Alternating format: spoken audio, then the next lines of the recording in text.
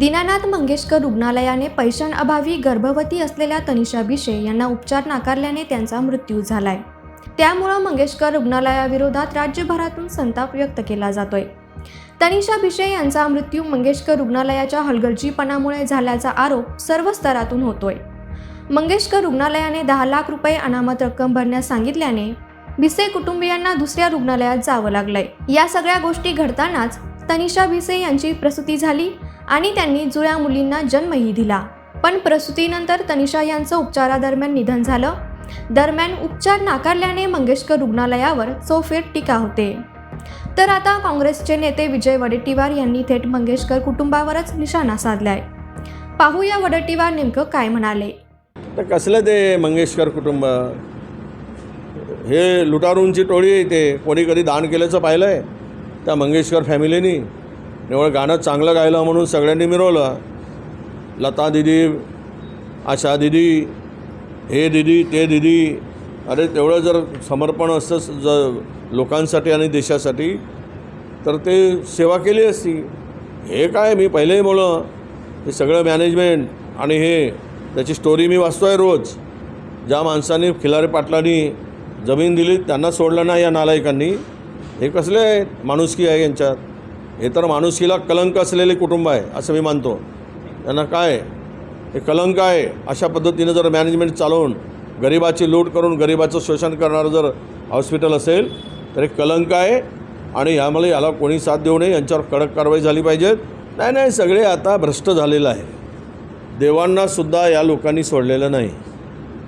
ज्या पवित्र देवालयात हे राहतात त्याचं पावित्र्य घालवण्याचं पाप अलीकडे सुरू झालं आहे आणि त्यामध्ये राजकीय लोक त्या ठिकाणी पुढे येत आहेत। एका विशिष्ट पक्षाच्या आमदारांच्या जवळची लोक त्या ठिकाणी आता पुढे आले, ते त्यांची नावं पुढे आलेली आहे। मंदिरातला पुजारी याच्यावर आता विश्वास कसा ठेवायचा? आम्ही सर्वच पुजारी म्हणत नाही, परंतु ज्या पुजाऱ्यांनी हे पाप केलं किंवा तो पकडला गेला असेल, तो आरोपी असेल, तर त्याला देवालयाच्या दरवाजात नेऊन फटके मारणार का?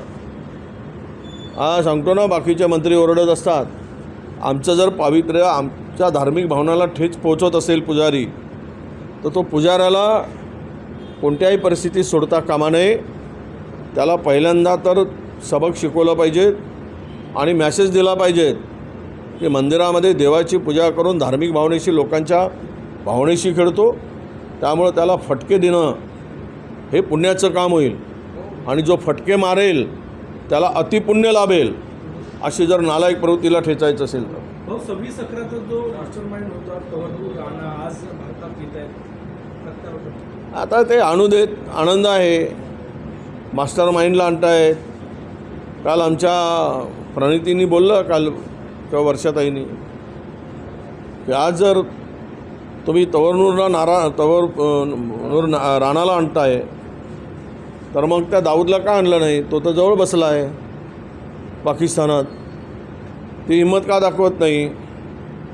त्यालाही घेऊन या, कारण या बॉम्बस्फोट घडवण्यामध्ये मास्टर माइंड जो तरी असला तरी त्याची जबाबदारी कोणावर आहे हे सगळ्यांना माहीत आहे। जबाबदारी कोणी स्वीकारली होती हेही माहीत आहे। त्यामुळे आता निवडणुकीच्या तोंडावर आणून महानगरपालिकेच्या याचा राजकारण करू नये। देशद्रोही आहे, त्या देशामध्ये त्यांनी ते बॉम्बस्फोट घडवून आणला आहे, त्याला आणून त्याला फाशी दिली पाहिजे आणि त्याचं राजकारण करता कामा नये। कारण राजकारण करून पुन्हा मताची पोळी शेकली जाईल। हिंदू मुस्लिम करून हमने बहुत कुछ किया, 15 वर्ष झालेत त्या तरुण राणाला आणायसाठी। 15 वर्ष का लागलेत याचं उत्तर कोण देणार? आणि बरोबर आता कॉर्पोरेशनच्या निवडणुकीच्या तोंडावर स्थानिक स्वराज्य संस्थांच्या आणून त्याचा मुंबईमध्ये उपयोग करतील आणि त्याच्यावर निवडणुका जिंकण्याचा प्रयत्न करतील। म्हणजे यांना कारणं शोधतात। हे कामामुळे, विकासामुळे आणि उत्तम सरकार प्रशासन म्हणून जिंकत नाहीत, तर हे जुमलेबाजी करून पुन्हा निवडणुका जिंकतात, हे सिद्ध होईल। सोशल मीडियाच्या भाऊ गर्दीत विश्वासार्हतेने चकाकणारे नाव म्हणजे लेट्सअप मराठी। सगळ्यांना, सगळ्या नागरिकांना ती स्पीच, ती लेट्सअप वरील मुलाखती म्हणजे विचारांचा खजिना। त्यानंतरच्या निवडणुकीमध्ये मला सोडून गेले। बातम्या केवळ वस्तुस्थिती सांगणाऱ्या, न प्रोपोगंडा, फक्त जनतेचा अजेंडा. क्योंकि आने वाला कल जाने वाला है, जाने वाला कल आने वाला है. राजकारण, मनोरंजन असो की क्रीडा क्षेत्र, महाराष्ट्राची स्पंदने संवेदनशीलतेने टिपणारे माध्यम म्हणजे लेट्सअप मराठी.